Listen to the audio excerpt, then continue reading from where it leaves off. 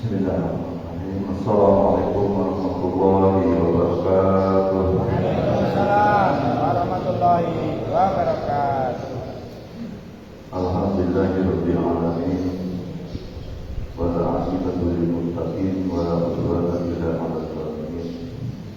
Asyhadu an la ilaha illallah wahdahu la syarika lah. Wa asyhadu anna sayyidana wa nabiyyana Muhammadan 'abduhu wa rasuluhu. La nabiyya jalsa nabiyya ba'da. Allahumma sholli wa sallim ala sayyidina Muhammadin wa ala alihi wa sahbihi ajma'in. Amma ba'du. Faqala ta'ala fil Qur'anil Karim. A'udzu billahi minasyaitonir rajim. Bismillahirrahmanirrahim. An-naru yu'raduna 'alaiha ghuluwan wa 'ashiyyan.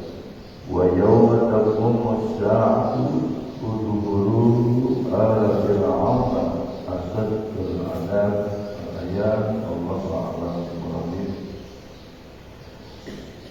Hadirin kiram jamaah Masjid At-Taqwa yang dirahmati Allah Subhanahu wa Ta'ala. Pertama-tama marilah kita mengucapkan puja dan puji syukur kepada Allah Subhanahu wa Ta'ala atas segala nikmatnya yang telah dilimpahkan kepada kita semua, yang patut kita syukuri. Di antaranya masih ditetapkan yang mana Islam kita pada hari ini, dan nikmatnya waktu serta diiringi serta sehat walafiat dengan takdir dan kiranya. Alhamdulillah pada pagi ini kita bisa berkumpul berbahagia di hak yang mulia serta sudah melaksanakan yaitu kewajiban salat subuh, bahkan disertai dengan berjamaah. Alhamdulillah kita adalah suatu anugerah dari Allah Subhanahu wa Ta'ala. Salawat serta salam semoga tetap tercurah kepada junjungan alam baginda Nabi besar Nabi Muhammad sallallahu alaihi wasallam. Juga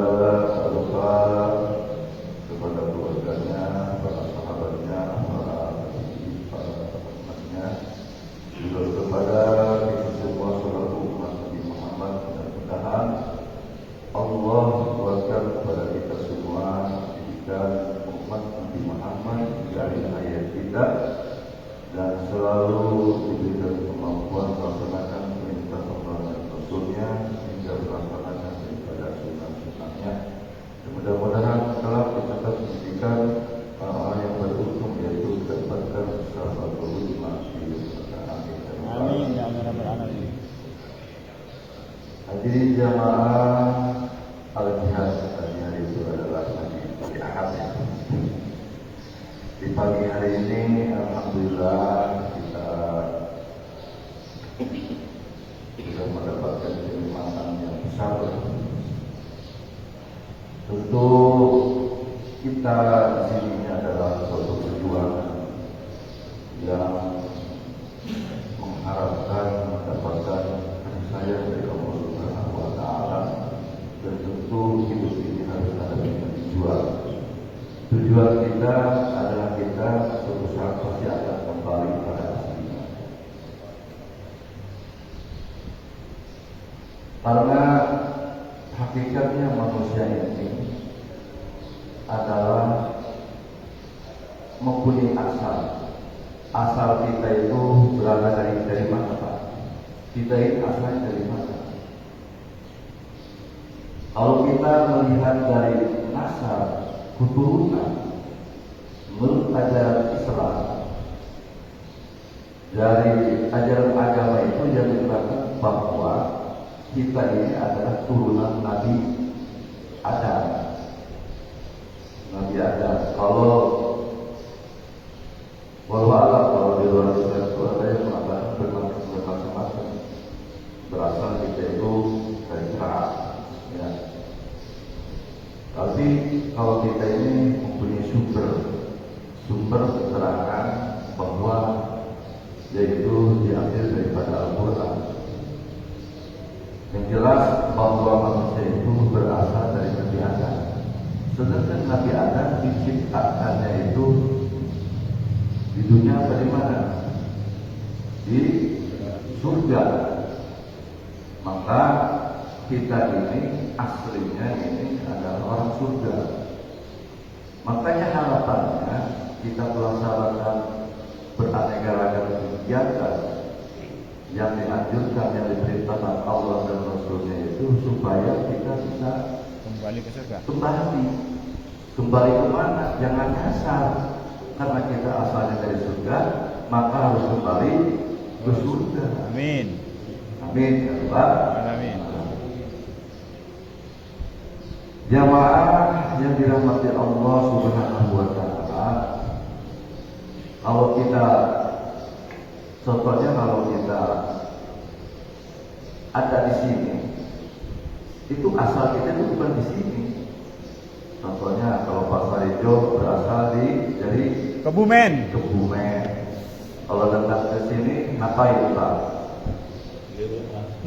Merantau musafir, ya. Merantau musafir atau sebagai tamu. Jadi logikanya begini. Kalau sebagai tamu, contohnya kalau saya datang ke tempat Pak Haji Imam bertamu, tiba-tiba saya main nyelonong aja, kelihatan kasur lagi tidur. Wah, nyelonong aja, ada makanan hangat makan, terus ada udah kayak bebas aja gitu, seenak-enaknya. Terus saya itu caranya seperti itu, apa dari Pak Haji Imam gimana? Ngalunjak. Jadi kalau ngalunjak itu main nyelonong, main tabuk, main ambil aja, ada bisa main tidurin aja, itu udah payah perutnya. Saya pasti bakal digebukinya. Nah, itu seperti itu. Nah kita ini di dunia ini itu tidak seperti itu karena tamu, jadi tidak bebas. Maka sebagai orang muslim itu sudah ikut aturan. Makanya kalau orang ikut aturan, insya Allah akan selamat. Karena kenapa? Manusia di dunia ini, seorang orang Islam itu tidak seperti orang-orang yang tidak tahu dalam aturan, yang melaksanakan sesuatu itu sebebas mungkin aja. Mau memang sih kalau masalah KTP-nya mah agamanya agama Islam, cuma ajarannya yang tidak dipakai dengan ajaran Islam. Ketika menjadi ada kesempatan menjadi pejabat, maka itu korupsi. Jadi ketika sudah melaksanakan keburukan atau korupsi, otomatis suatu saat harus dipenjara, ya gitu. Ketika orang yang sudah sedang bertamu melaksanakan sewenang-wenang, wajar kalau mendapatkan balasan yang setimpal. Nah, seperti itu. Karena di dalam hadis juga al-jannatu dan al-nar.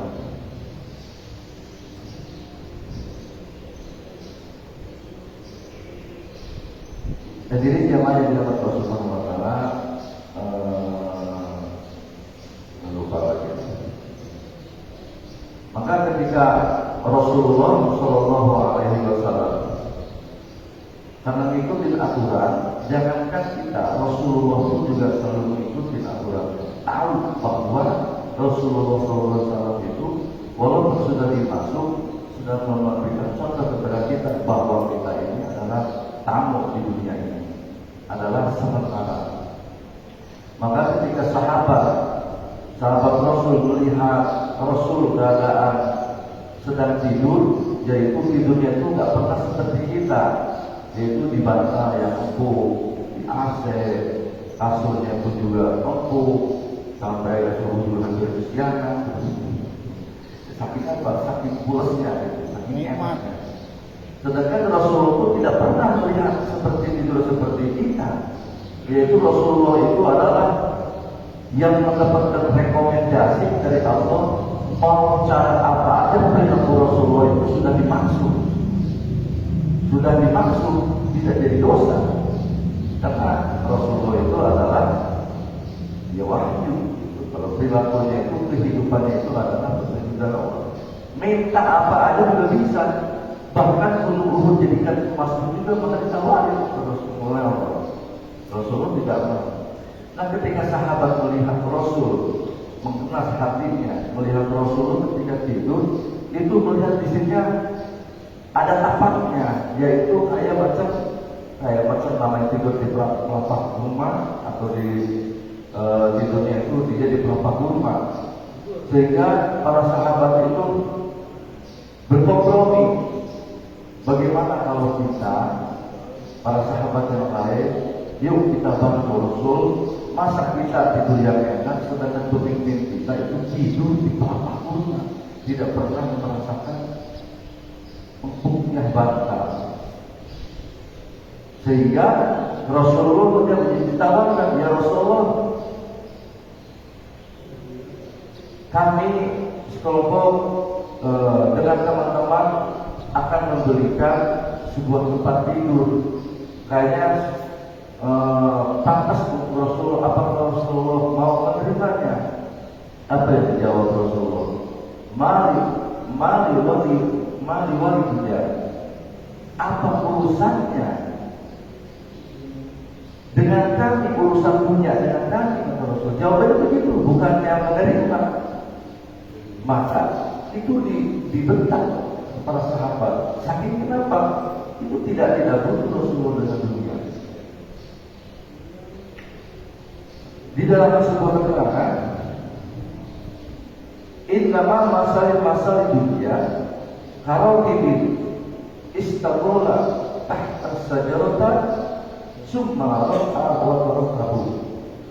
Jadi innama masalah dunia, seperti dunia ini gambarannya adalah harokibi istagola. Jadi kita ini ibarat kita sedang menunggang kuda. Ibarat kita sedang menunggang kuda, istagola tahta sajarata, istirahat dulu, yaitu di bawah pepohonan. Nah, sedang berteduh. Ketika sedang berteduh, maka perjalanan tersebut akan dilanjut lagi. Nah, dunia ini ibarat sedang kita berjalan sebentar dan istirahat dulu. Istirahat itu adalah akan mendapatkan kematian. Kematian itu di kuburan. Nah, setelah di kuburan itu akan berjalan lagi menuju akhirat, yaitu tujuannya itu seperti itu. Jadi kalau kita nggak berjalan, berangkat ke pulang kampung, pakai mobil, terus di perjalanan capek. Nah, capeknya itu otomatis bapak kita istirahat di mana? Rest area. Di rest area. Tujuannya untuk menghilangkan rasa lelah atau menghilangkan sekedar haus atau lapar. Nah, di rest area itu tidak mungkin kita selamanya untuk di rest area. Karena itu ada tempat persimpangan, maka rest area sebentar kebutuhannya setelah makan sudah kita berangkat lagi. Nah, itu gambaran di dunia itu seperti itu. Maka perlu kita asal dari surga, maka kita dianjurkan oleh Allah untuk kembali. Maka ketika ada kematian, kalau kita mendengarkan orang yang sedang ada kematian, maka kita membacakan apa? Inna lillahi wa inna ilaihi raji'un. Inna lillahi wa inna ilaihi raji'un itu dipanggil oleh Allah supaya kembali lagi kepada kami. Jadi kalau orang non-muslim tidak mengucapkan inna lillahi wa inna ilaihi raji'un, tapi orang Islam mengucapkan inna lillahi wa inna ilaihi raji'un, kembali kata Allah, supaya kembali ke pangkuanku di mana, yaitu di surga Allah. Itulah pentingnya maka kita bersyukur selaku orang muslim ini adalah menjadikan orang ahli surga. Kalau orang yang mengatakan tidak jadi ahli surga, semuanya ahli surga. Namun ketika di perjalanan, makanya kita kenapa ahli surga? Karena di dalam surat Al-Baqarah, ya surat kedua, kalau nggak salah ayat yang ke-35. Wa qulna ya Adam uskun anta wa zawjuka jannata fakula minha ragadan haythu shi'tum. Nah, gitu ya, sampai situ aja dulu. Wa qulna ya Adam, ketika mengucapkan kami, ya Adam, hai Adam, uskun anta wa zawjuka. Silakan diam di situ. Menikmati uskun anta dengan istri indah-indah. Nikmati dengan kenikmatan surga. Wa zawjuka uskun anta wa zawjuka wa qulna ya Adam uskun anta wa zawjuka wa kula minha ragadan min haythu shi'tum. Nikmati makanan dan minuman yang ada di surga, silakan semaunya, gitu ya, semaunya. Cuma di situ wala taqrabu hadhihi sajarata fatakuna minad dzalimin. Jangan sekali-kali engkau mendekati ini pohon ketika kalian tidak menggubris atau melanggar apa yang dikatakan Allah, itu dikatakan Allah jangan mendekati, tergoda dengan rayu-rayu iblis, maka engkau adalah orang yang zalim. Itu di dunia baru melaksanakan dosa sekali hanya makan, boleh dimakan semua kecuali satu yang tidak boleh dimakan. Kita di dunia ini adalah terlalu banyak dosanya mengharapkan ke surga. Satu kesalahan dipentalkan ke dunia untuk merantau, untuk kalau di wadah itu dikasih pelajaran, ya, untuk merenung, untuk bertobat kepada Allah. Tobatnya itu dari kenikmatan dari surga dipentalkan ke dunia. Berapa ratus tahun, berapa ribu tahun. Nah, kita ini dosanya bukan sedikit, ingin masuk surga, tapi ini insya Allah, karena ini adalah jaminan dari Allah. Bahkan Rasulullah, siapa orang yang sudah mengucapkan kalimat asyhadu an la ilaha illallah wa asyhadu anna Muhammadar Rasulullah, maka dijamin masuk surga walaupun diuji dahulu.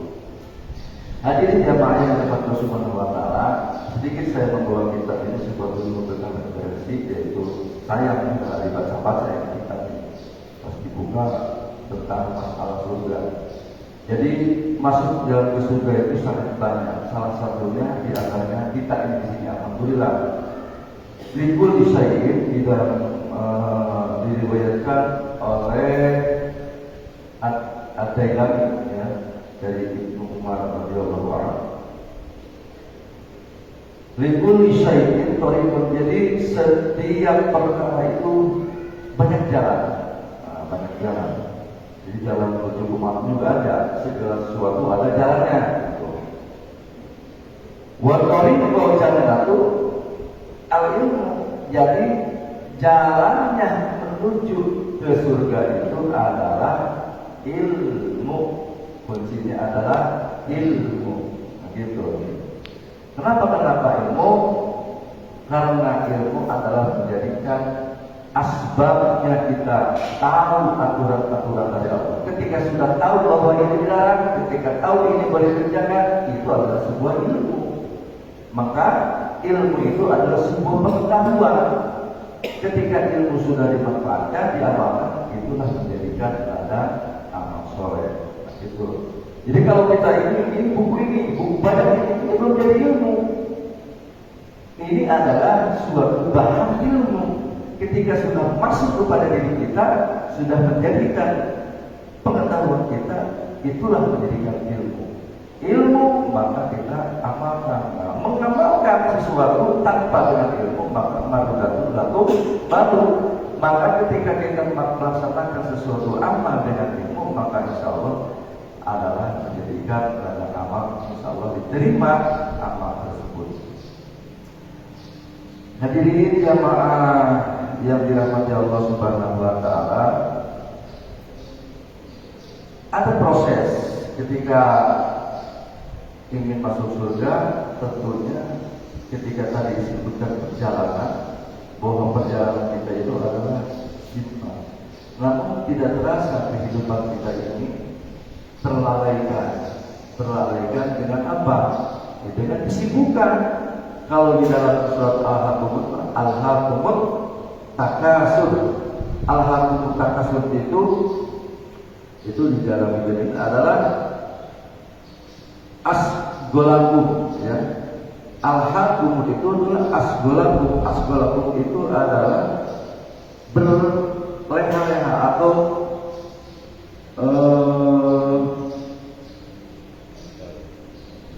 menyibukkan. Jadi menyibukkan at-takasur dengan bermegah-megah. Ya kalau kita terasa tidak terasa. Sekian banyak kesibukan kita ini tidak terasa. Yang paling sering sibuk itu adalah memikirkan kehidupan di mana? Bukan di akhirat, tapi dunia. Berlomba-lomba. Kalau istilahnya itu supaya ingin senang. Padahal hakikatnya senang itu adalah di dalam hati. Namun kita terpancing dengan situasi dan keadaan sehingga kita terjerumus gitu. Contohnya kita tidak menginginkan bahwa saya ini cukuplah. Saya juga pertama begini.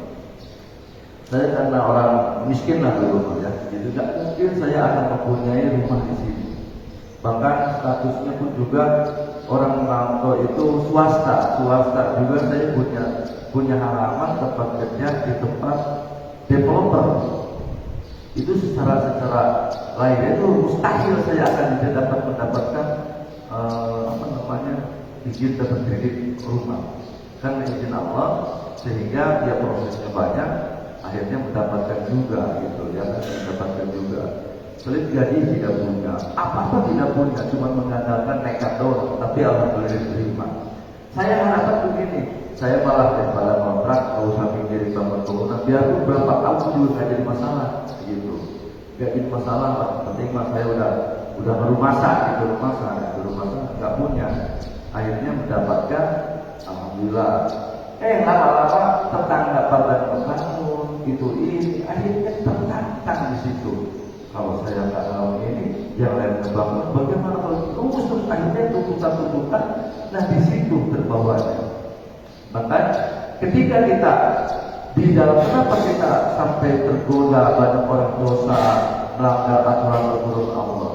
Padahal kita di dalam perut ini sudah berjanji dengan Allah. Di dalam surah apa, di surah Yasin, alam ahad ilaikum ya bani adam alla ta'kulu syaitan. Jadi ketika di dalam perut ini sudah berdebat, sudah berjanji kepada Allah. Alam ahad ilaikum ya bani adam, Anda sudah berjanji bahwa engkau tidak akan menyembah dan tidak bawa dengan setan. Ilmu dia benar. Alam tak bunuh. Alam ahad ilmu dia bagi Adam. Alam tak bunuh. Apa? Nah di situ ya, pokoknya di dalam surat Yasin itu seperti itu.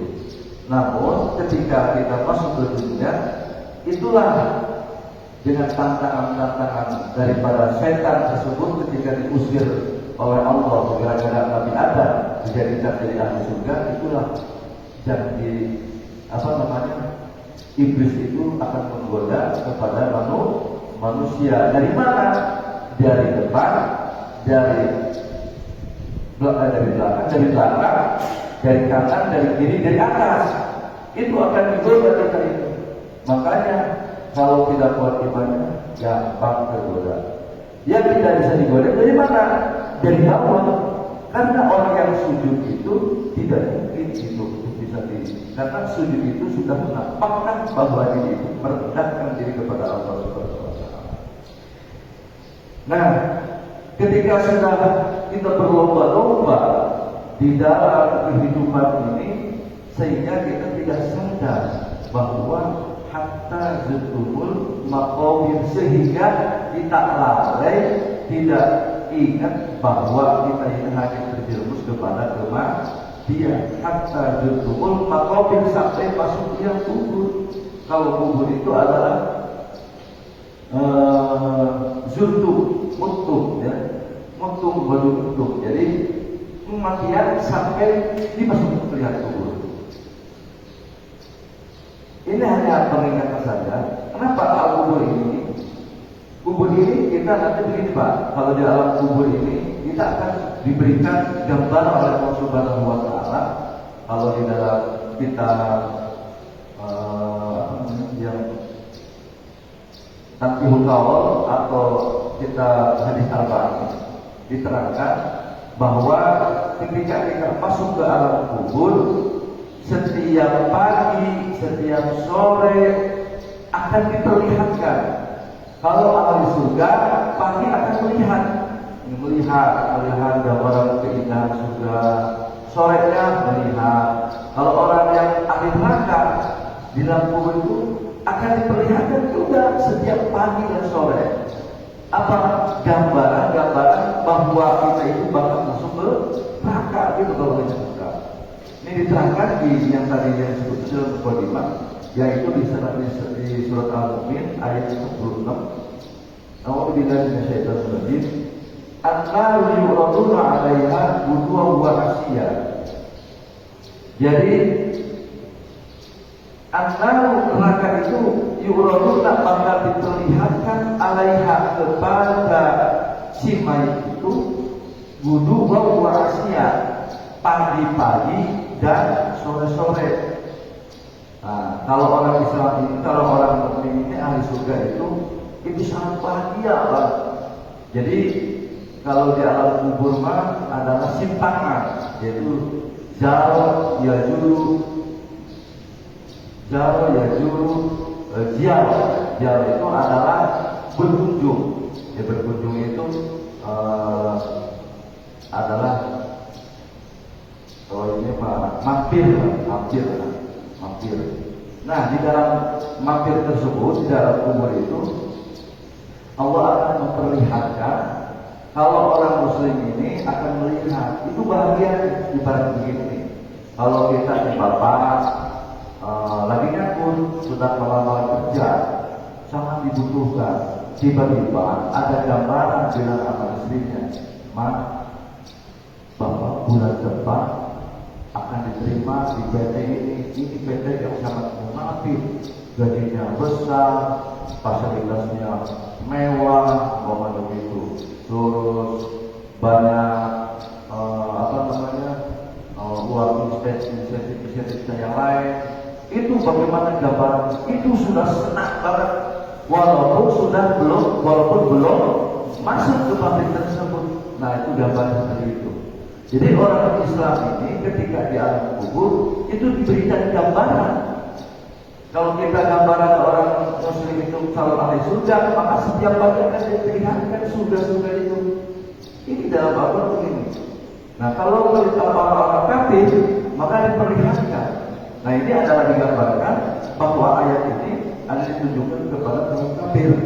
Kaum kafir yaitu kepada Fir'aun dengan barat-baratnya, yaitu Fir'aun tentunya orang-orang kafir. Wa yauma taqumu sa'atu wa yauma taqumu, dan di pada hari kiamat mereka pun juga akan udhulu ala fir'auna asadul adab. Ini bagi orang yang kafir, yaitu ini akan menjelaskan tentang Fir'aun itu ahli neraka. Jadi gambarnya begini, kalau secara kepada mereka diperlihatkan neraka pada pagi dan petang, dan pada pagi dan petang, dan pada hari terjadinya kiamat. Lalu kepada mereka diperintahkan, masuklah Fir'aun dan kaumnya ke dalam azab Allah yang sangat pedih, yang sangat keras. Nah, jadi orang-orang kafir itu sudah diperlihatkan. Jadi di alam kubur itu diperlihatkan gambaran-gambaran untuk menjadikan lapangan api neraka. Kalau orang Islam sudah diperlihatkan gambaran-gambaran masuk surga. Gambarnya itu sangat senang banget itu. Ya, jadi di surga di alam kubur itu gambaran ketika kita mendapatkan siksa, mendapatkan kepedihan terus, itu berarti ahli kubur tersebut adalah ahli neraka. Ketika di alam kuburnya tidak mendapatkan siksaan, itu bagaikan kita ditidurkan dengan setengah-setengahnya, bahwa ahli kubur tersebut insya Allah menjadikan ahli surga. Hadirin jamaah yang dirahmati Allah Subhanahu wa taala. Nah, sedikit berterangkan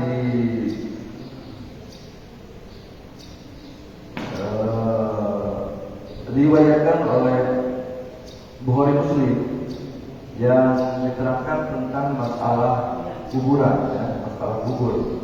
Masalah kubur ini adalah orang-orang yang mati ini ada ganjaran, adalah pahala orang yang mengurus orang yang jenazah, ya.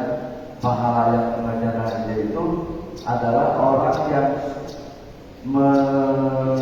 mendapat kedapatan mayat, terus mereka itu mensolatkan dan terus mengikuti sampai ke alam kubur, maka bagi orang muslim tersebut mendapatkan dua pahala, dua kirot. Kirot itu adalah satu kirot itu seperti gambar satu Uhud, ya, satu Uhud itu gunung Uhud. Nah, gitu. Jadi kalau kita dapatkan orang yang meninggal, maka kita jangan sia-siakan, jangan lalaikan. Insya Allah pahalanya 2 kirot kalau sampai kuburan. Tetapi kalau hanya untuk menyolatkan saja, itu hanya 2 kirot. Nah, diterangkan di dalam ini hakul muslim, al muslim. Jadi hak muslim dengan muslim itu ada 6 perkara. Ada yang keenamnya yaitu ittiba'u janazah. Jadi mengikuti jenazah itu mengiringi. Beda dengan taklidun. Kalau ittiba itu adalah mengikuti, tahu ilmunya, tahu siapa yang membawanya, dan tahu yang diiringinya. Itu ittiba. Ittiba itu adalah kita contohnya nih, kita kalau mempunyai guru, nah tiba pada guru, tahu ilmunya, beda dengan taklid. Nah taklid itu beda. Kalau taklid itu kita mengikuti tapi tidak tahu sana gurunya, tidak tahu siapa gurunya, dan mengikuti pada imam siapa. Taklid namanya, tidak tahu ilmunya, namanya itu taklid. Makanya disebut banyak orang yang taklid buta. Nah kalau itiba itu mengikuti, maka Allah berikan pahala ketika kita mengikuti mayat itu menyolatkan, apalagi menguruskan kewajibannya bagi orang itu ada 4. 1, memandikan, kedua, mengkafani, ketiga, mensolatkan, yang keempat, menguburkan, itu kewajiban.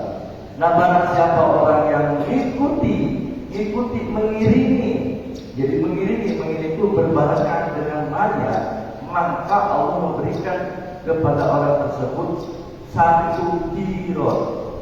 Kalau mengiringi, kalau dengan sholat dengan apa, maka 2 kirot itu adalah gambaran 2 gunung Uhud pahalanya. Gede banget Pak, luar biasa. Makanya kalau kita ada orang dengar itu, kita maka antusias datang, menyolatkan, mengikuti. Nah, itu janjinya begitu, ya di dalam keterangan itu. Nah kalau bagaimana kalau kita pengen dapat 1 kilo nih, tiba-tiba ada mayat kuing. Wah, lumayan nih dapat 1 kilo, segede gunung Uhud, 1 gunung Uhud. Kita ngikutin, nggak bisa, bukan. Itu tidak ada seperti itu.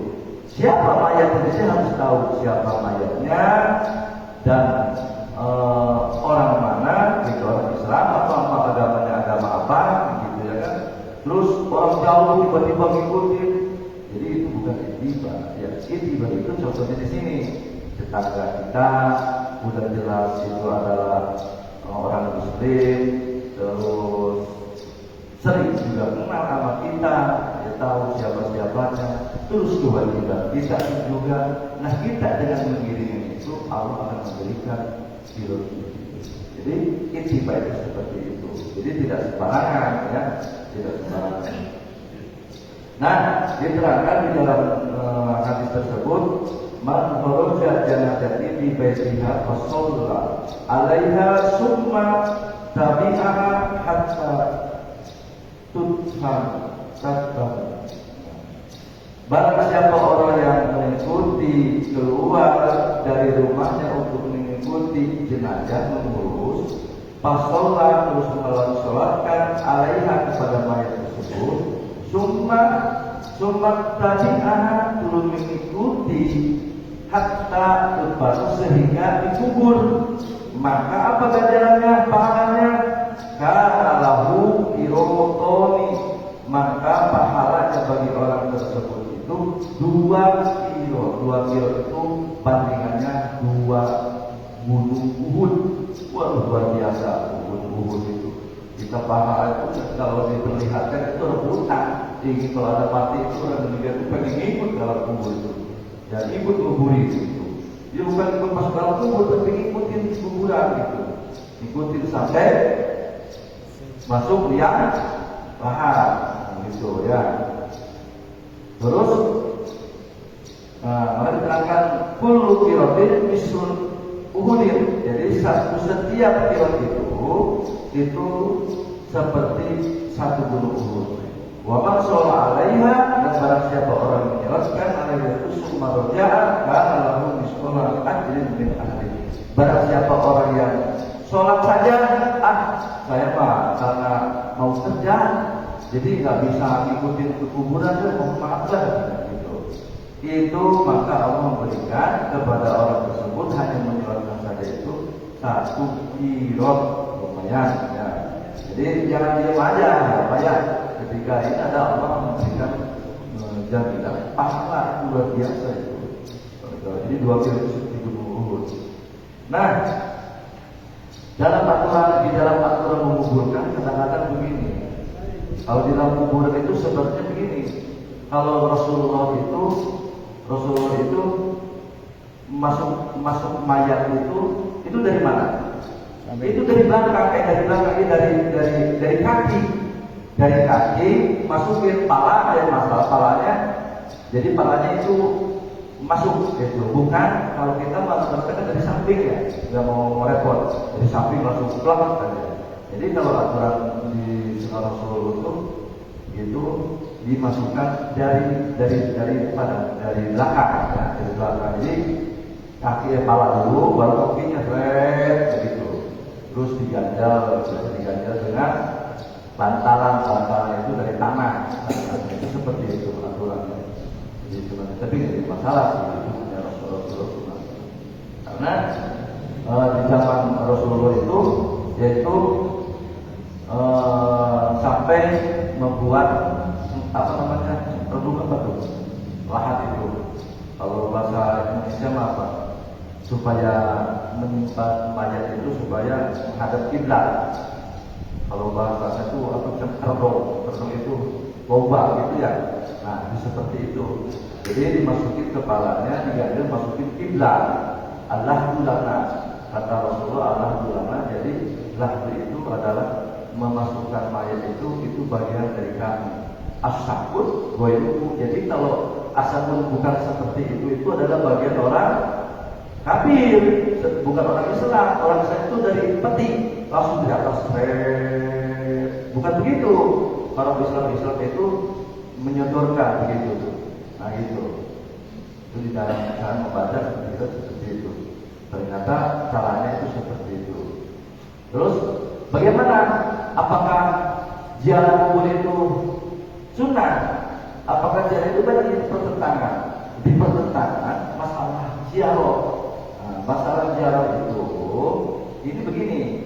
Ziarah itu diperbolehkan. Pertama, Rasulullah melarang ziarah kepada alam kubur. Untuk itu dijadikan ziarah di kubur ini. Tetapi setelah itu, waktu dulu itu orangnya masih kurang kuat imannya. Jadi banyak yang ke alam kubur itu meminta-minta. Itu meminta-minta bukan untuk mendoakan. Nah itu akhirnya khawatir dengan kemusyrikan, kesyirikan. Maka Rasulullah melarang untuk berziarah. Gitu. Jadi antusias. Tetapi pada saat orang muslim itu sudah berkuat imannya, maka Rasulullah menyuruh lagi bajuha, maka berziarahlah. Itulah ya. Bagaimana itu? Itu boleh. Itu diperbolehkan. Jadi diperbolehkan. Jadi dalam kaidah al-aslu bil amri ba'da nahi al-ibahah. Setelah al-aslu ini ketika asalnya itu adalah perintah itu apa? Wajiban. Kalau wajib itu kaidah wajib apa? Ketika dilaksanakan mendapatkan pahala, dan ketika ditinggalkan mendapatkan dosa. Itu adalah wajib. Tetapi ba'da nahi di situ diterangkan dalam kaidah itu setelah ba'da nahi, setelah melarang, maka al-ibahah diperbolehkan. Ibarat begini, di dalam ketika kita sholat Jumat itu Allah melarang kepada kita untuk berjualan, berpergian. Maka pas'au ila dzikrillah, ketika di saat itu pas'au itu ada perintah Allah. Maka ketika orang yang sedang di saat masuk Jumat, pada waktu Jumat masih berjalan, masih jualan, masih aktivitas, maka haram pekerjaan tersebut. Itu adalah larangan Allah. Tetapi ketika setelah melaksanakan Jumat, fantasiru bil ardi. Akhirnya Allah menyuruh fantasiru, bersebarlah bil ardi. Nah, di saat itu ketika ada perintah lagi, apakah itu wajib kita sudah menyebar lagi? Ya, tidak. Nah, itu disebut ziarah itu seperti itu. Ziarah itu ketika dilarang terus ada perintah. Nah, itu sama seperti ibarat kita melaksanakan aktivitas di hari Jumat, tidak boleh melaksanakan apa-apa, tapi setelah Jumat boleh. Terus kita tidak berdebat, tidak dagang lagi, tidak kerja lagi, malah ngopi aja di sini. Ada lagi yang tidur langsung, tidak mengikuti aturan Allah. Pangkasiru bil ardi, bersebar luas-luas. Malah pada tidur, apakah jadi dosa? Tidak. Nah, itu. Jadi kita harus tahu kaidah-kaidah seperti itu. Ada perintah setelah perintah setelah melarang, maka itu hukumnya ibahah. Ibahah itu dibolehkan, banyak dibolehkan. Jadi tidak menjadikan dosa. Yang banyak dapat Allah Subhanahu wa taala, karena ini adalah makanan banyak ini, jadi saya juga ada besok kita punya banyak. Karena waktunya sudah siang, sudah siang. Maka dicukupkan sedikit aja ya. Insya Allah ke depan akan membahas lagi tentang masalah surga, masalah apa, ya kan? Yang intinya mudah-mudahan kita ini Allah takdirkan benar-benar kembali kepada kodratnya Allah, bahwa kita ahli surga, asal dari surga maka kembali kepada surga. Jalan-jalan yang ke surga itu adalah banyak.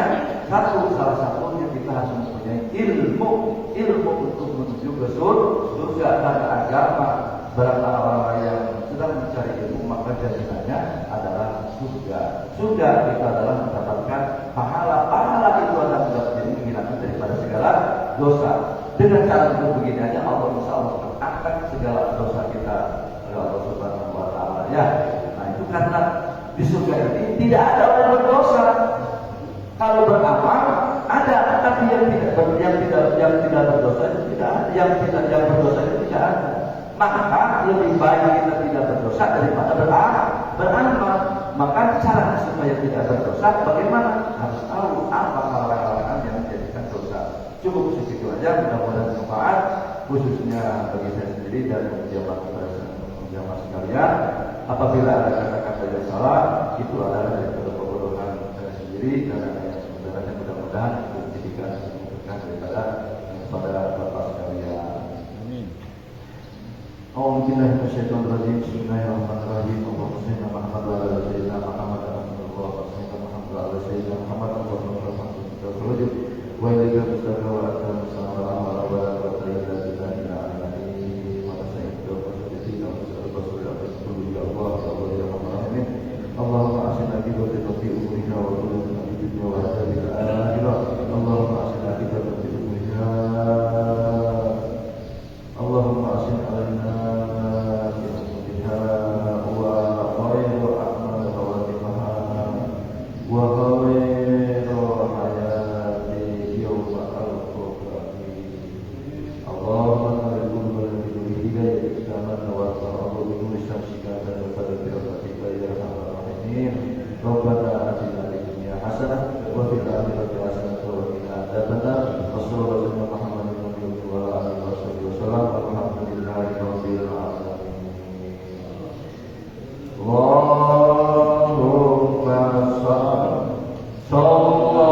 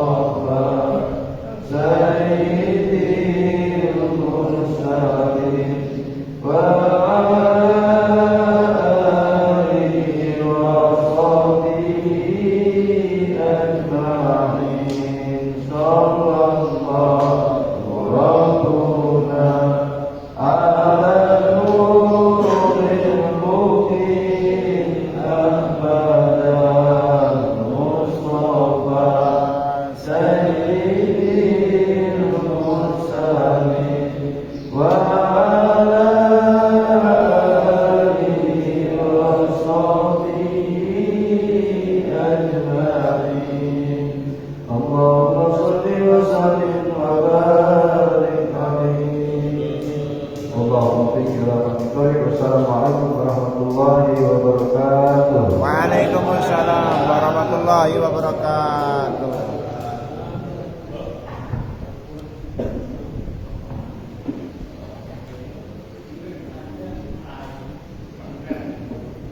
Alhamdulillah, taklim rutin Ahad pagi ba'da sholat subuh di Masjid At-Taqwa Perumahan Kota Bumi 2, Kelurahan Kota Bumi, Kecamatan Pasar Kemis, Kabupaten Tangerang pada kesempatan telah terlaksana.